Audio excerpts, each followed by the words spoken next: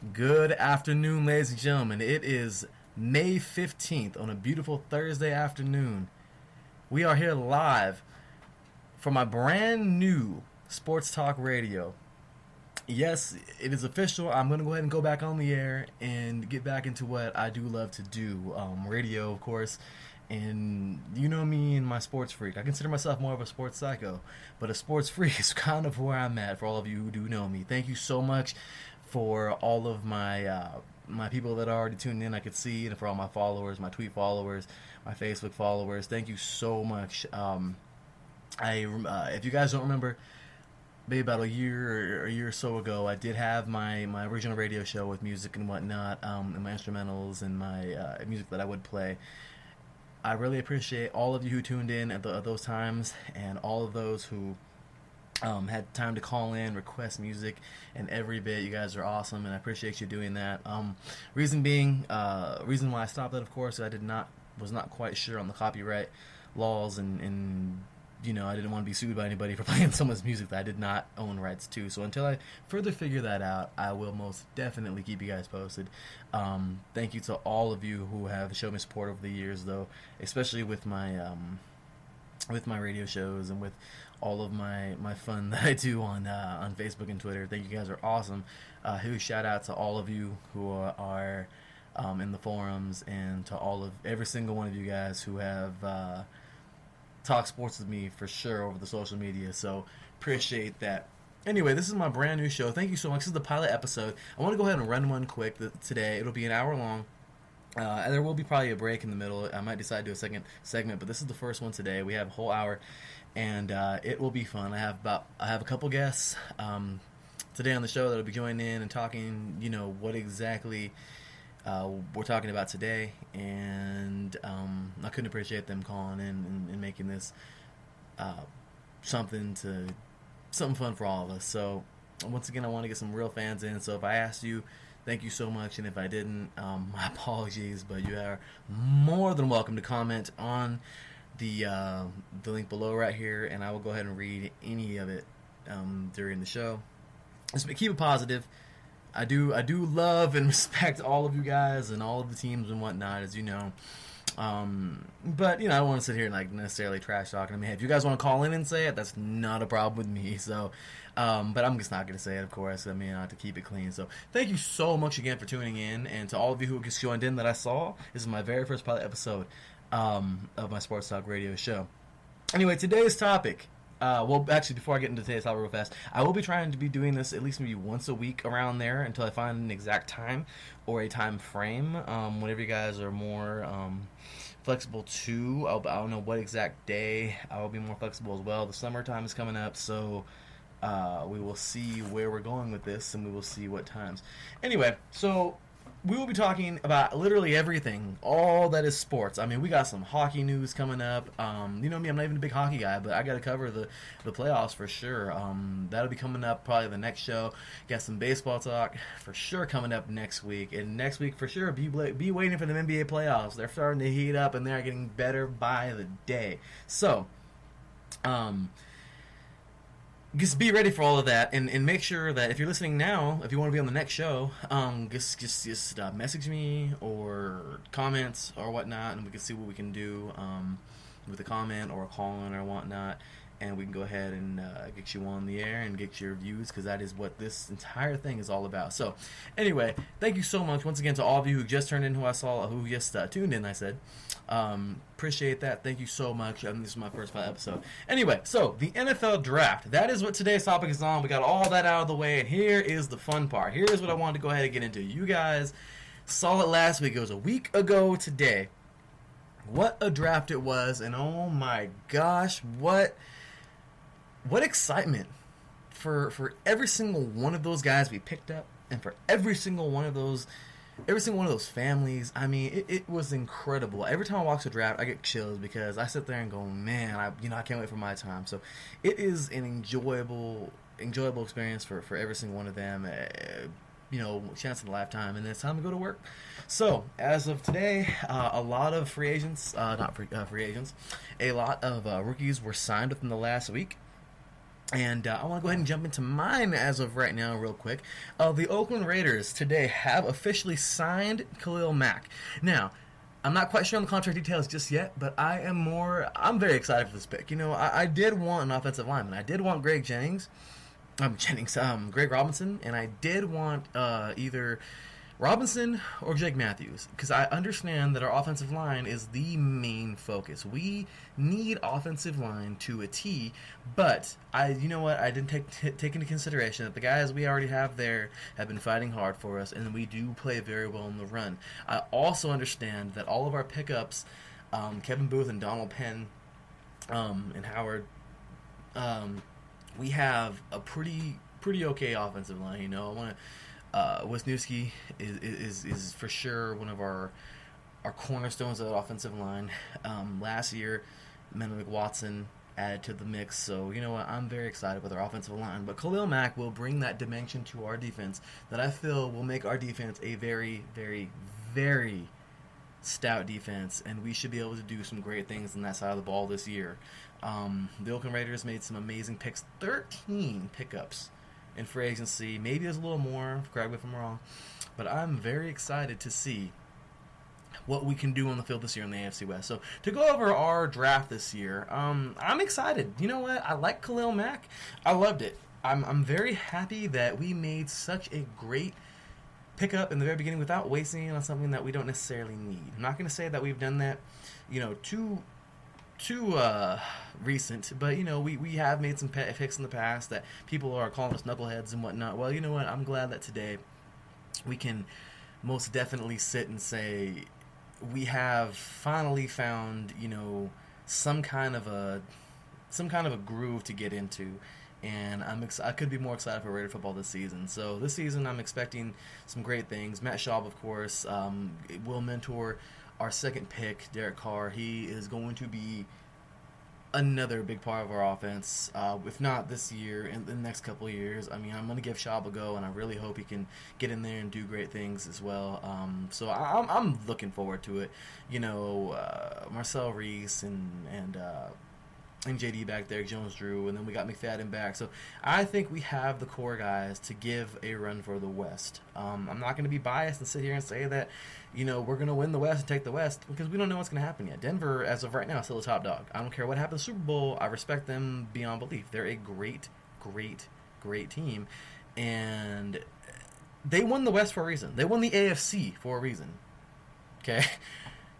As it goes. You can be great all season long, and that last game could be the deciding factor, of course, in whether who shows up or whatnot. So that year is over with and done. And as of right now, we are heading into the 2014 season, 2015 season, and I couldn't be more excited.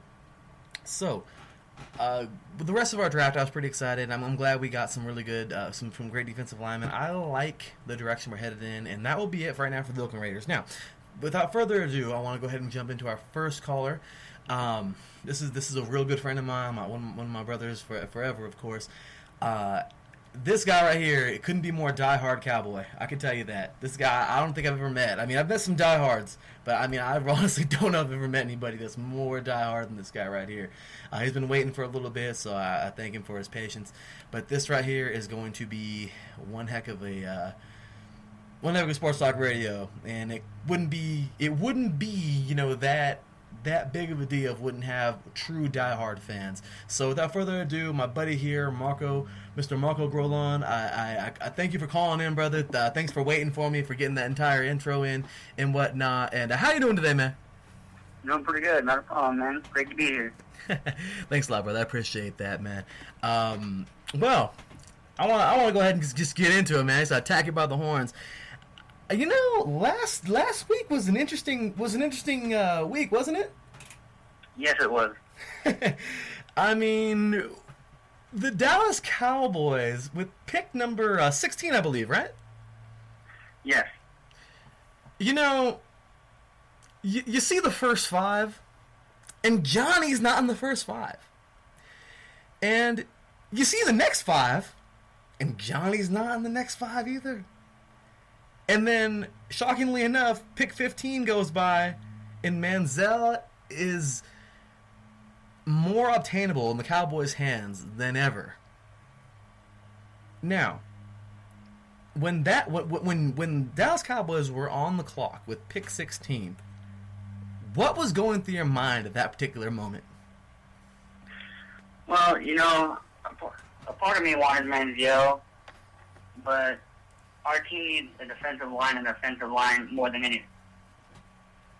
So if we would have picked up Manziel, we would have been right back where we started. So you think right now that the Dallas Cowboys addressed exactly what they needed to address? For the most part, yeah. I mean, we got offensive tackles, defensive ends, linebackers. We pretty much only got one wide receiver, one offensive player, and pretty much that's all we needed to go on the left side of Dez Bryant. Right. Now, this wide receiver, are you familiar with him? I am not. Not familiar with this guy, huh? No. No, alrighty. Well, honestly, the Cowboys went ahead and I think they addressed their needs. Now, before we get into that wide receiver, though, because I do want to talk about him. I know who he is, and I think he's a pretty dang good player. Now, before we get into him, though, there's a player that I really, really thought, we talked about this before, you and I both. There's a player that I just couldn't see this guy going to anywhere but three teams, which was the Chargers, the Cowboys, or the New England Patriots.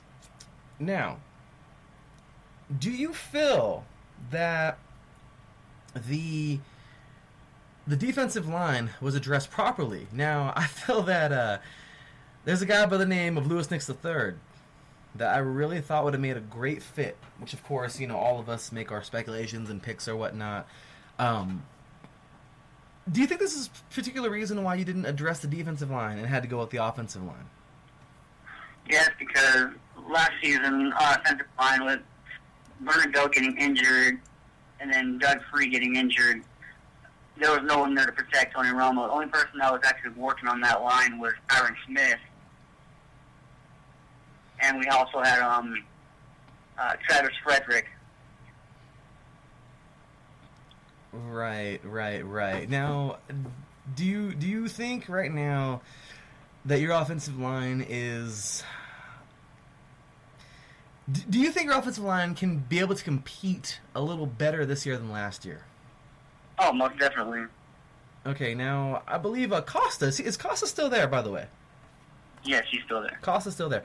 Okay, Tyron Smith was a huge pickup to that offensive line a couple years back. And I really believe that he has turned into one heck of an offensive lineman. I mean, you guys have an amazing line. Analyzing linemen, that is, with him. And Costa as well. You guys, I believe, have some dang good power on your side. Now, do you feel right now that personally Romo can, with a little better offensive line, do you think the Romo blues will end? I think honestly this year, yeah, there's a stigma that's been hanging over his head.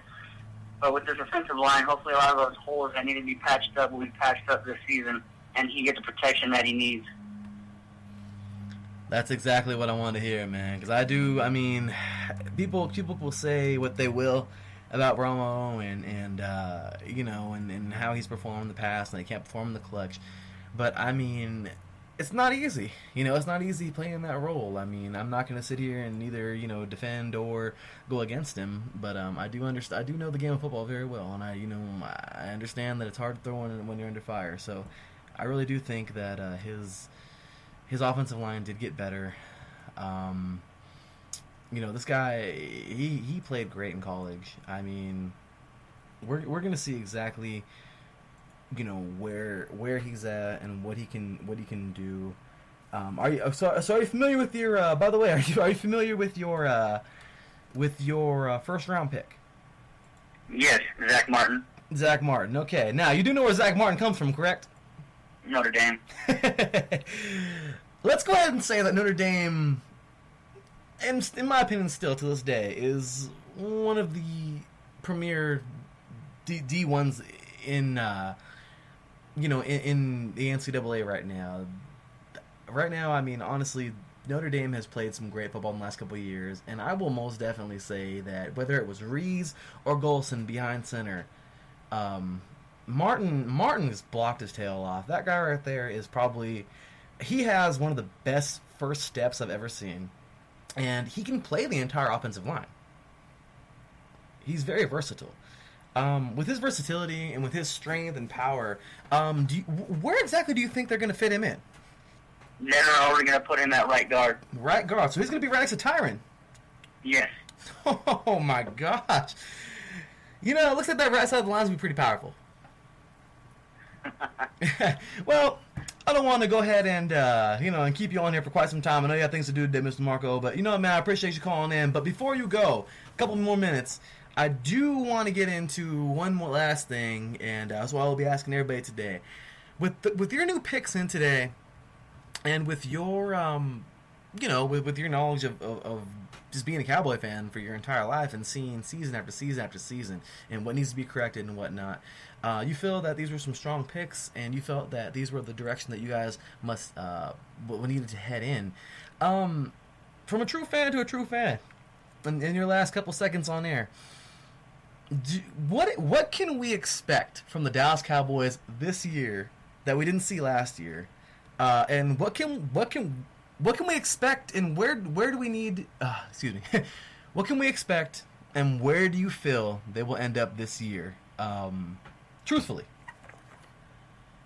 honestly, we're going to see a lot more passing to Dez Bryant because he's going to be the go-to guy. We lost our other wide receiver. We lost Miles Austin to the Browns. With that protection, I think we have Romo going to have the time that he needs to, stay in the pocket and make all the passes he needs to make. And hopefully, I'm going to go ahead and call it now. We're going to take the NFC East next season. Some big words there, buddy. I like it. Now, the NFC East has always been known as the powerhouse of the NFL, and I'm an AFC West guy, but I'm not gonna take anything away from that. The NFC East is just a powerhouse conference. They've always been. Those guys, those teams, all four of those teams are great. I mean, they all win. They've all won championships, and they all know how to do it. The Eagles this year making some big moves, of course, Chip Kelly letting go of Mr. Jackson over there and signing with the Washington Redskins. Do you honestly feel this season that it's gonna? I mean, I'm not gonna sit here and tell you to talk some trash. I'm just saying, if you want to, by all means. But honestly, right now, do you feel that was the best move for them, and do you think that was the best pickup for the Redskins? And honestly, do you think that it really matters with the direction that you guys are going in? No, because our safeties and our cornerbacks have seen this many, many times before, and they'll be ready for him. It's just like as if he was still on the Eagles. Exactly, man. I'm with you. It's gonna be like facing the Eagles all over again. I mean, hey, you know what he does. He's a great, talented, gifted athlete, and you're gonna take him on. I'm pretty sure because they're gonna take anybody else on, right? Yeah, of course. Exactly. So I really do feel that he is going to be a great asset to them as well. But I don't think he's going to be able to. I don't think he's going to be able to. But I don't think you guys are going to lose too much sleep over it. I do feel that the Cowboys are heading in the right direction, and it is going to be one heck of a ride for you guys this season. I cannot wait for that ball to be kicked off in September, and I know you can't either. Most definitely, brother. So anyway, man. Thank you for all your time today, and for no problem. Thank you for letting us know. Letting us take a step into the mind of a Cowboy, for sure. So thank you so much for spending your time with us today, and I wish the best luck to you guys this year. And hey, man, I mean, if you guys can take the East, I mean, I think it'd be a long time coming, and you can finally step out of that dang shadow. And best luck to you guys as well. Appreciate it, brother. Thank you so much. I appreciate it, and I will talk to you soon. All right, have a great one, man. Yeah, take it easy. Have a good one. Now, here we go with our second caller of the day. I want to go ahead and jump into someone else real close to me. this is going to be a quite interesting, different direction and step. Now, as you all know, that was the the NFC East, and what a what a division that is. But then we're gonna take a step in another direction, in another conference. We're gonna go ahead and take a step into the AFC East. We all know that the AFC East has kind of been dominated in the last couple, maybe not last couple years, maybe the last decade or so. You have your Patriots. Well, let's go ahead and shun them for a couple seconds. You have the Dolphins, you have the Bills, you have the Jets, and then there's the New England Patriots. Now, Tom Brady has done some amazing things in the past. I'll tell you that. Tom Brady is arguably right now probably the best quarterback of the decade, without a doubt, and is arguably up for one of the best quarterbacks to ever play the game. I mean, it's just there. The proof is in the pudding, as they say. So, I want to go ahead and introduce my next guest right here. Calling in and spending some time with us, a couple minutes, because I know he's got to get back to his thing. But introducing my next guest right here, Mr. Alex Gaines. Man, how you doing there, brother? Man, you know I'm doing good. How are you doing? I'm doing the best I can, man. Thank you so much for calling in and for making this show a show. Hey, man, not a problem. Thanks for having me on. I got you, man. Appreciate that. Well, thank you, and thank you, by the way. Some new viewers, some new listeners just popped up. Thank you for joining in, by the way. I'm not quite sure. It doesn't tell me who you are, but I appreciate it. Thank you so much for tuning in. And we are jumping on the NFL draft of last week, my first ever pilot episode, Sports Talk Radio. Thank you so much for tuning in, and thank you for all love and support and comments that I'm getting at the moment. So thank you so much. Well, we're going to go ahead and jump into this draft. We already heard today from a diehard Cowboy of how he felt about the draft and what he thinks can come from the team. First things first, man. The Patriots, they took some interesting steps. They took some very interesting steps this year. Go ahead and let us know how you felt with pick 29 and on. Oh, man. You know, when you look at what they picked up, it's not necessarily what they needed, considering where they have depth at. Pick 29, first round, picked up Dominic Easley, defensive tackle out of Florida. The guy is a great athlete. He was supposed to be a top 30 pick, but he tore his ACL, and if I'm not mistaken, this is his second ACL injury. He has one in the left knee and the right knee. So durability issues. I mean, you got to question that. But when you look at the Patriots, their defensive, lineup, the roster, the depth chart, you have your left tackle and you got Nate Solder, and there's nobody else behind him. But when you look at right tackle, you have Sebastian Vollmer, you got Marcus Cannon. So the need to have someone there, it's important, because you don't want to rely on one guy to fill in left and right. So it's a good pick, but to take him that early in the draft, horrible decision. Alrighty, well, we had our Cowboy fan very, very excited and couldn't be more excited with his picks, of course, and now we have a Patriot fan that just could be more disappointed with the picks. That's right. I mean, watching it myself, I mean, of course, you and I have talked. I mean, we talk every dang day, but I mean, to go into it, I mean, we both had a common pick, and I'm pretty sure you heard. And for those of you who weren't tuned in just yet, during that time, you did. Or if you already were tuned in, you already heard the player which I thought was going to go to either, which we both thought were either going to go to the Chargers, the Cowboys, or the Patriots, and that player, of course, is Louis Nix III. Now, as a Notre Dame fan as well, I mean, maybe being a little biased, but as a Notre Dame fan, I mean, I completely understand why you would want him there. You know what he can do, you know his power, you know his strengths, but there's a bigger reason of why Louis Nix could have possibly been the blockbuster pick of the draft, and which is because, I mean, not taking anything away from him, but good old Vince, man, he, I think, he's kind of, that injury, we're not quite sure where he's at. No doubt about his great ability. No doubt about how great he is, how strong he is, what he can do. I mean, the guy picked off a ball last year and ran it back. I mean, you're not going to find a player like that. But I believe that player that comes around every Haley's Comet just came and passed in Lewis Nix. What was your reaction when they did not pick up that freak of nature type of player? And what do you honestly feel that you needed to address in that first round, and possibly him? Oh, man. Not good, man.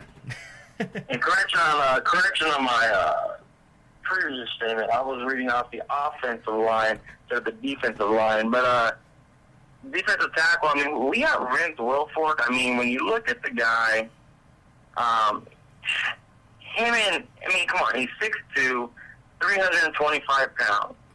He's been in the league for 11 years. He's now 32.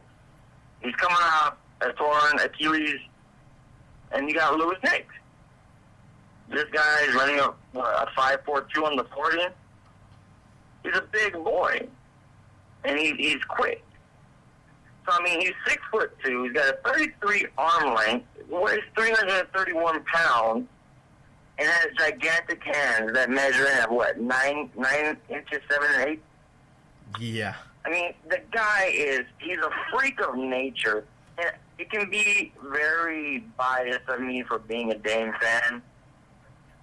But when you literally compare Nix to Wilfork and the way they play, the athletic ability, they're identical. So, not taking him, it made me raise my eyebrow. Why are we taking someone who was projected to go to the third and fourth round in the first? I mean, behind Vince Wilfork, we had Joe Villano, you had Armin Armstead, and now we got Dominic Easley.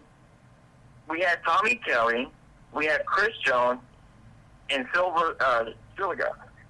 But Tommy Kelly, we all know, got hurt. Right. So last year, you're playing off a completely secondary unit going into your third. So I understand the urgency to go get that young talent and that fresh talent, but not grabbing Vince Wilfork,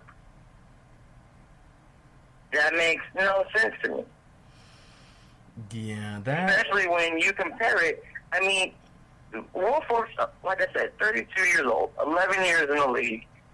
Why not bring in why not bring in Lewis Nix? You know what I mean? Bring in somebody who's going to play the same position, who comes from a similar setup from Notre Dame to the Patriots, and have him learn under him for a year or two. Because we all know in the offseason, there was a lot of questions with the contract with Wilfork. He wasn't happy. He asked for his release. You know, they were able to negotiate something out. Bob Kraft, I honestly think, had a lot to do with that. I mean, you don't want to lose a guy who's a keystone in your community. Yeah. And that's Vince Wilfork. Now, after going into a solid negotiating contract, and now you're sort of wondering, is he going to come back 100%? No, he's not going to come back 100%. He'll come back 80 to 90 and still give it all you got. But Vince Wilfork is getting older, and that injury is not one that you want one of your big guys to have that late in their career. So not getting Nix is absurd. Yeah, no, I couldn't agree with you more.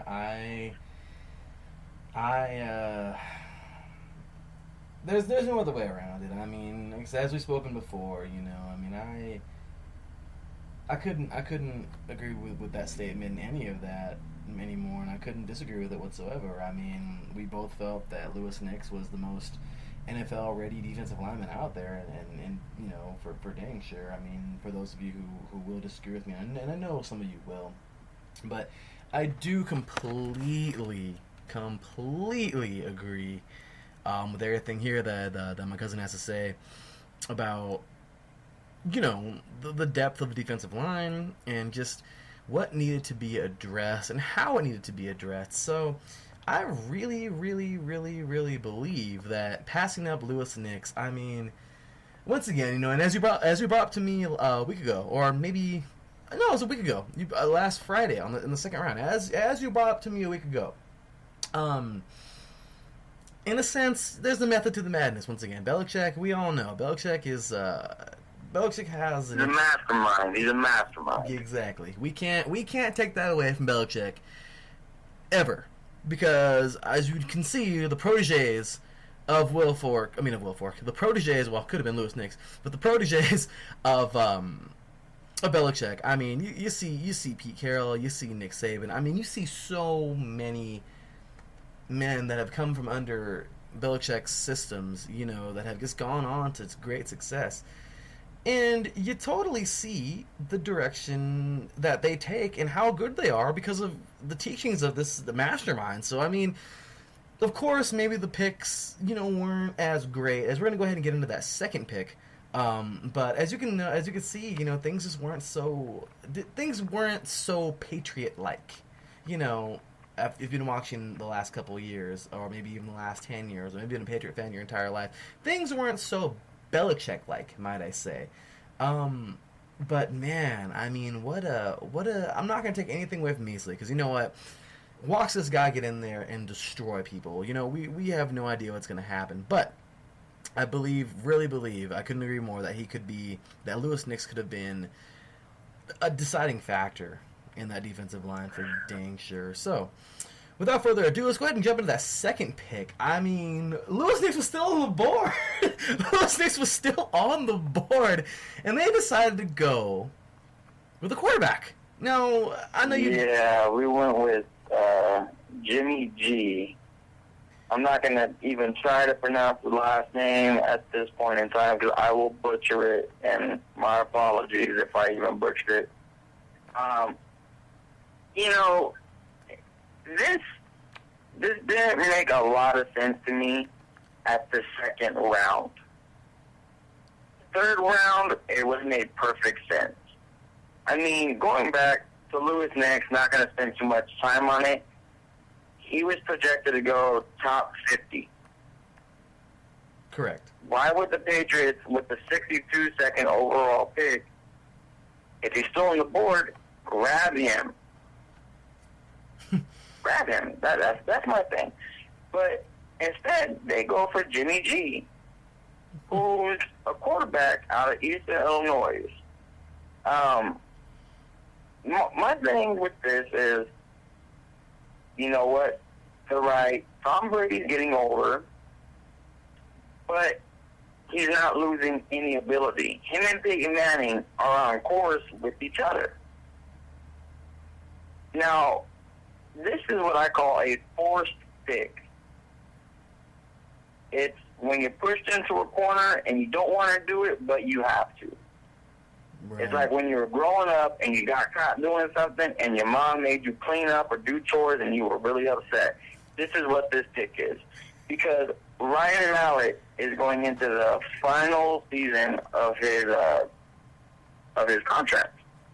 So this brings up the issue of, we know he's going to request an X amount of money.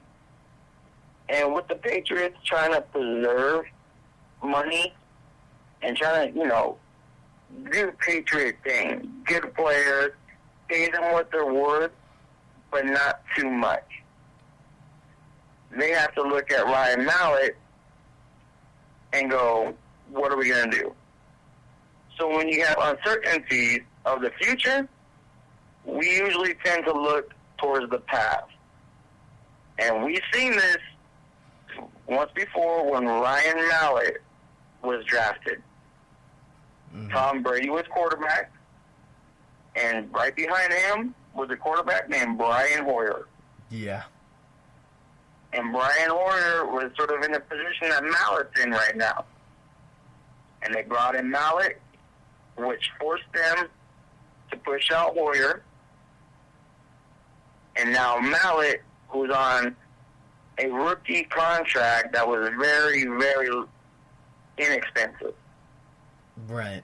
Sits behind Brady for X amount of years, never to touch the field unless it's preseason. If Brady got hurt, or maybe it's what you call a mercy game. You're going into the final 2 games of the season. You're blowing out an opponent. Take out your starter. Don't let him get hurt. And you put in Mallet. Without a doubt. Mm-hmm. So now you got this guy, Jimmy G. Jimmy Garoppolo. Yeah, Garoppolo. So Mallet has to know what's coming his way. So maybe the Patriots are looking at this saying, we would like to trade Mallet out. There was rumors about the Texans and Mallet maybe going over there, possible trade. I sort of got excited about that, especially after they picked up Nix, because I'm thinking maybe we can trade them Mallet and somehow get Nix or get something else in return, but that's not going to happen. I highly doubt it. Right. But right. We all know that Mallet's on his way out, so Jimmy G's going to sit right behind him, do just like Mallet did, and watch the field. He's not going to be touching the field unless we have some freak accident like we did with Bledsoe. Oh. Don't say that. So, and nobody wants to see that. Nobody wants to see a starting quarterback, a great quarterback, get injured, and in comes your backup. But the last time this happened, who came in? Number 12.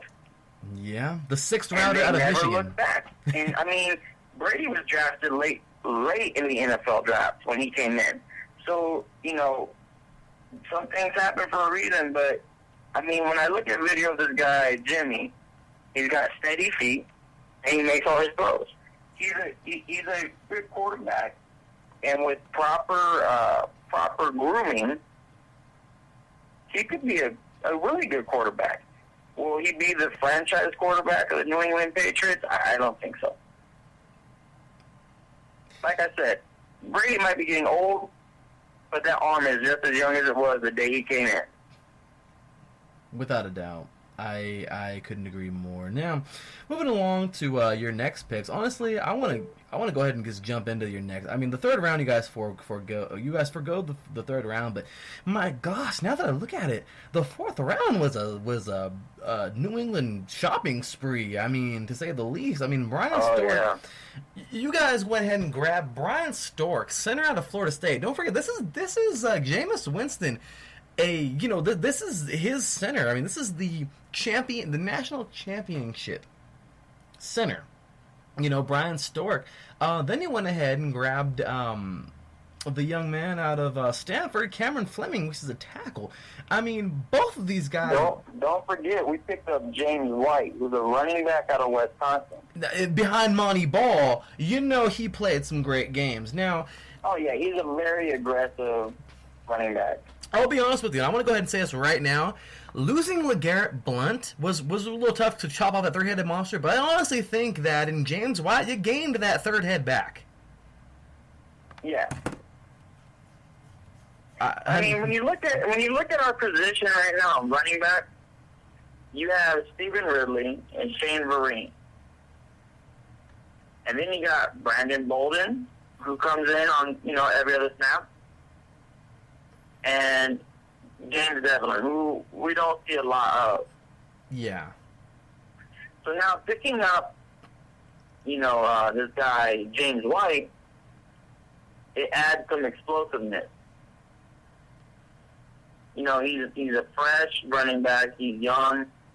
But he's what I like to call a bowling ball, but without the weight. Yeah, I can agree with that. He's 5'9". Mm-hmm. He's only 204 pounds. He's short to get behind the line. He's got good vision. He runs a 4.57 on the 40-yard dash. He's got a vertical of 32 inches. A 20-yard shuttle, he ran a 4.20? Yeah. I mean, the kid is good. He sure is. I'm not worried about that pick. I think it was a good pick, especially for the round. Yeah. Now, picking up Brian Stork, that was a great pick. So you like the Stork pick? I mean, what was that? I'm sorry? Oh, so you like the Stork pick? Oh, I love the Stork pick. Because, Ryan Wendell, that guy, he's been a phenomenal center for us. Phenomenal. He does his job. He protects Brady, but, He's only been in the league 6 years. He's a local boy. He's from Diamond Bar, California. Mm-hmm. 6'2", 300 pounds. Now, when you look at, Brian Stork, he's 6'4", 315 pounds.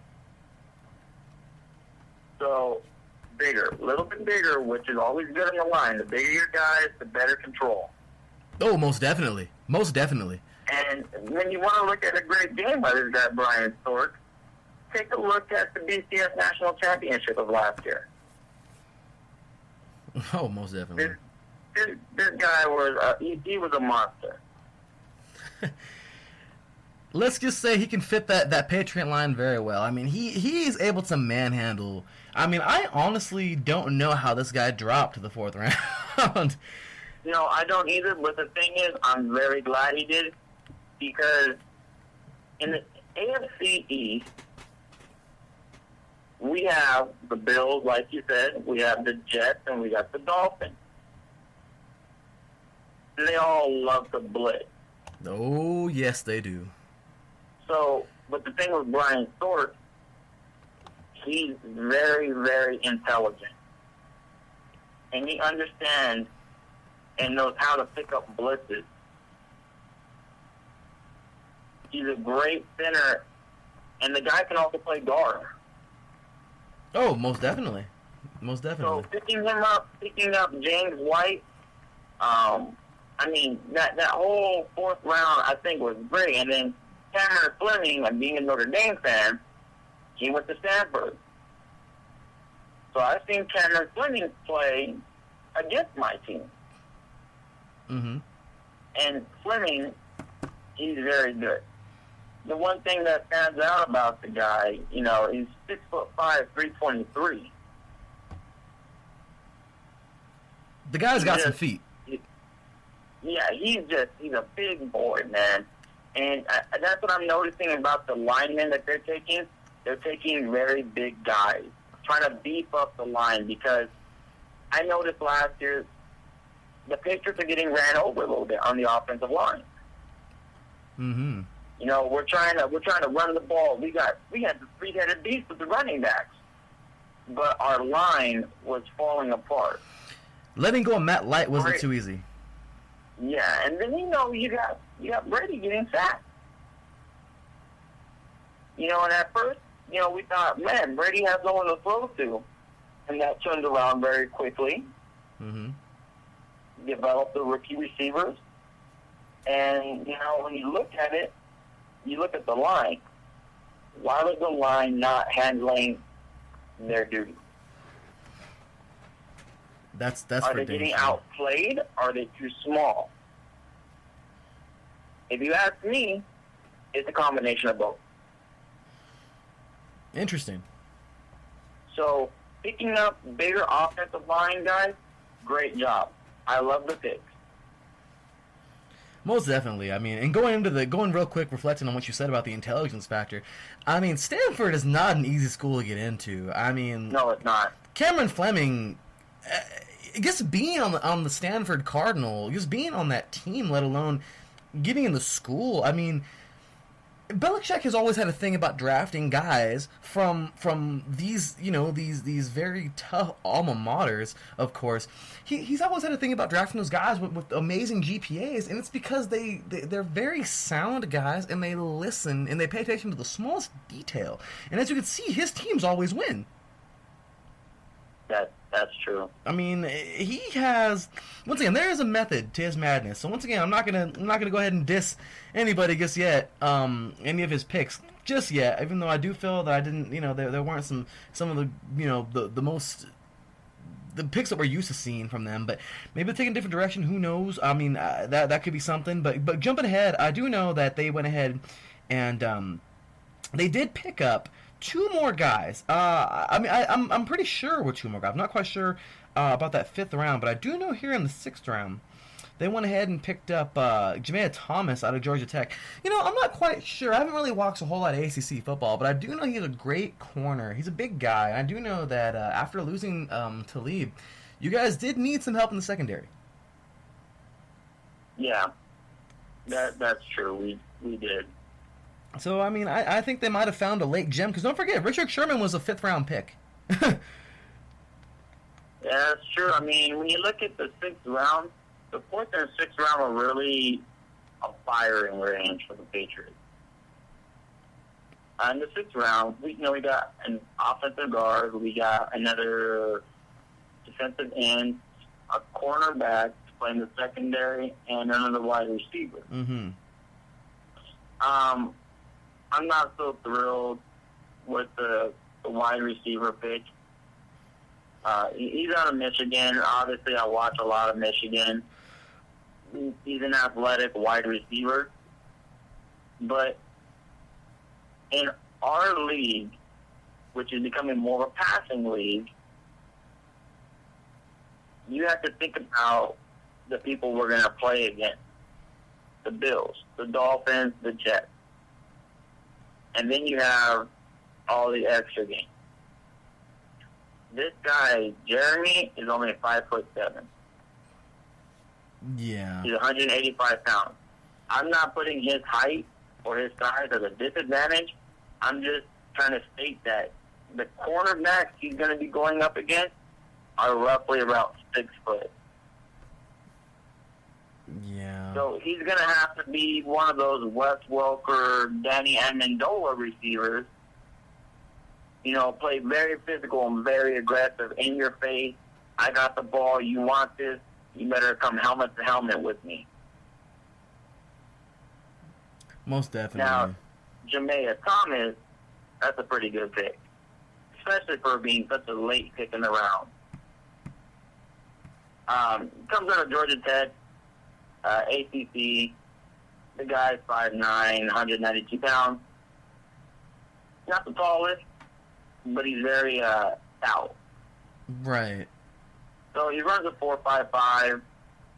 He got 19 reps on bench. It's a strong. That's a 37-inch vertical. That's pretty dang good for a receiver. I mean, for a DB, that is. Yeah, it is. So he's very strong.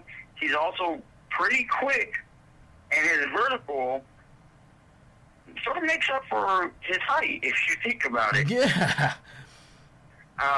He's one of those guys that if he really, really hones in and tries to play every down and wants to prove what his worth is, he's going to end up being a ball hawk. Yeah, I agree. A lot of people are going to say he's nowhere near a Richard Sherman, but he can be a ball hawk. Right. So as long as they develop him right, I mean, that's a good pick. It's a good late pick. And then Zach Moore. I'm not too familiar with this guy. He's out of Concordia. Yeah, that's a D2. So not too sure about the guy. But again, looking at the way they're picking the players, he's on the he's a defensive end, 6'5", and he's 269 pounds. It's a big boy. Pretty big guy. Yeah, he's a pretty big guy. Mm-hmm. His 40 is a 4.84. So not the quickest, but he's got athletic ability. 23 reps on bench, vertical 33.5, and his broad jump is 123 inches. That's so outstanding. He's able to move. Mm-hmm. So I mean, we'll have to see how they do with these picks. And, you always got to start thinking, are they going to make the 52-man roster? That's showtime right there. That is the time to prove yourself, of course, in camp. But I mean, can they compete with these NFL stars, and do they belong in the NFL? Is basically the camp question. Now, jumping back to Gallen real fast. I know he was a 7th-round pick. I know you said he wasn't too tall, but you know something. I really did want to talk about him today for sure. To address him again, Denard Robinson, not necessarily your pocket passer for dang sure, but you know what? Denard Robinson, and that was one of his favorite targets. He loved to hit him. He loved to hit him with the deep ball because of his speed. And don't forget, he was also there with Devin Gardner as well at Michigan. So I mean, these two quarterbacks for sure loved to hit him. And Gallen was never necessarily a disappointment whenever they threw the ball to him. So I mean, you know, I'm not gonna take anything away from Gardner or from Denard Robinson. They're both fine quarterbacks in my opinion, both great quarterbacks, and have potential to be great, even better, of course, at the next level. But I do feel that Tom Brady, I mean, with that legendary rocket arm, I mean, seeing Tom Brady just hit these guys in stride. I mean, for some crazy reason, I can see a clean break, an amazing route, and Brady just with that field vision, just tossing one deep, and I can see Gallen getting underneath that dang thing 45, 50 yards down the field and running that thing in. I mean, I just, you know, I like that pick. I mean, it could be a good pick. I'm not so thrilled about it. Right. I completely understand. I know that it's not the easiest thing in the world, you know, to see your team pick up picks that you're not necessarily familiar with, or you don't really, you know, think they should have went that direction. But and the last guy that I want to discuss as well was your sixth rounder, the second guy, well, the first guy in the sixth round. His name is John Jalapio. I don't want. Forgive me if I butchered his name. Out of Florida. This guy, you know, he can play some guard. He's a big boy, and I've seen some Florida this year, and you know, I really think he could be a deciding factor on that line. I mean, you guys went after a line like there's no tomorrow. Yeah, you gotta think. I mean, the Patriots and Bill Belichick, what they're looking at right now is let's find the puzzle pieces to rebuild. And they're doing this, and I have to give the Patriots organization and Bill Belichick a lot of credit for this. They're doing this years in advance. Right. You're not looking at a Broncos team from 2 years ago. Sorry, going on 3. That was rushing, struggling, and blowing up the salary, trying to rebuild. Right. You have a Patriots organization who's saying, our offensive line is struggling. Let's bring in some new talent. And it can do a couple things. And what that could be is make your starters realize we're on the verge of being replaced. It can make your secondaries think the same thing. And it also lets your rookies know, look at who we drafted. We drafted linemen because of concern. You know, if everybody was concerned about the wide receiver position, like majority of us were at the beginning of last season, the Pats should have been after wide receivers. But they were able to groom rookie receivers within the first 4 games and make them breakout stars. Without a doubt. Yeah. They're not these big Eric Decker, you know, they're not NFL top 5 stars. Right. But they're on their way to becoming elite receivers. I couldn't agree more. You know, and you look at another concern would have been depth in the secondary. But when you look at depth in the secondary, we still have Darrelle Revis, who, you know, everybody was sort of concerned about, but I think he played well. Oh, yeah, I agree. You still have Alfonso Dinner, Kyle Arrington, Logan Ryan. Right. And now with the pick of Jamea Thomas, I think it's, like I said, I think it could be a good pick. But, I mean, they're not too concerned with the secondary. And when you look at the linebacker, you know, we did lose Spikes. which that's going to affect it. Yeah. But they didn't go after someone like that. They got Jamie. We still have Jamie Collins, Dante Hightower. We have what's his name, Steve Burharness, and Chris White. They're not concerned about secondaries like a lot of people are thinking. We're concerned about the line.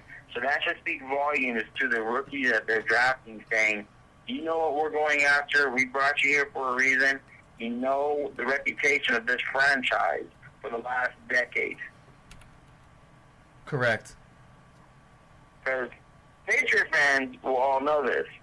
Patriot organization was not a very, what you would call successful organization from its conception going forward. It was really, if I believe so, the 80s and the 90s when they started to turn things around and they were starting to become more of a dominant force. But not until the 2000s was it that they became a dynasty. And for most of these rookies being drafted, if they were not a Patriot fan growing up, they hated the Patriots because they were always in the championships. Always. Most definitely, yeah. Always. Uh-huh. So, if you were to get drafted, or I were to get drafted, anybody in their mid-20s, younger 20s, you think of these dynasty teams. You think of the Patriots. You think about, I remember when the Steelers were making the AFC Championship run. Yeah, a while back. You know, you think about that kind of stuff. Yeah. And then if you're an older guy, you might also remember the Oakland Raiders. Oh, without a doubt. I mean, one of my favorite quarterbacks, Rich Gannon. Unfortunately, that's the last time they made their run. But when you look at how these teams piece themselves together, they look at the past. They do, and that's most definitely everything about it right there. So I couldn't say more about about what exact reign the Patriots have had, and they are for sure the team of the new era. I can tell you that. I mean, I don't think they're done either. So with these picks, I really do believe that these picks are possibly revolutionary because we haven't seen them. Like I said, once again, they're not really traditional Belichick picks. Once again, there's a method to the madness. I know there for sure is. I know you said the same thing. I both did as well. So, I feel like they did some great things. So we only got about maybe another minute and a half left here. So before we go ahead and end the show today, man. So what do you think? What can we expect from the Patriots this season that we didn't see last season? And what direction do you think they're heading in? Where do you think they're going to end up this year? They'll be in the AFC Championship. That's without a doubt. I like what the Bills, Dolphins, they did. The Jets, not so much. But we're gonna get a run for our money from the Dolphins, and I can expect to see the Patriots put this offensive and defensive line back together, which is gonna cause a lot of. When you talk about defensively, it's going to cause a lot of disruption on the line, getting through, sack the quarterback, turning turnovers into points. The secondary, you can expect more pick sixes. You got to expect that. When you look at the linebacking core, you still got Dante Hightower, you got Jamie Collins, great linebackers. And you look at the defensive end, you got Rob Nikovic and you got Chandler Jones. Great players. Great players. So I expect the defensive line to pick up where they left off and to push it further. Now the offensive line, they really gotta shape it up. Yeah, I think so. I expect to see the offensive line with more of a sense of urgency. Yeah.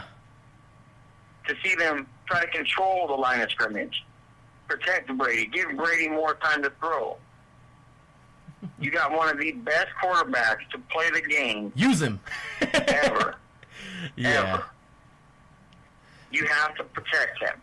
He can get it down the field Give him the time. That's without a doubt. So, anyway, man, I don't have to cut you there, but we only got about maybe 30 seconds left. So, once again, man, you heard it from here, right here. My cousin Alex Gaines, man, you heard it, saying that you can expect the AFC Championship out of the Patriots and probably even more. Maybe another bowl before Brady goes. Anyway, y'all, I know we're running out of time. We got about 20 seconds left here on the clock. Thank you so much for tuning in today for my very first episode of my Sports Talk Radio. Thank you to all my I see all the comments and everything, and for all of you on Facebook, thank you so much. And please join us next week. We will be talking about the NBA playoffs. Make sure to tune in, and that is good night from Spike. Take it easy.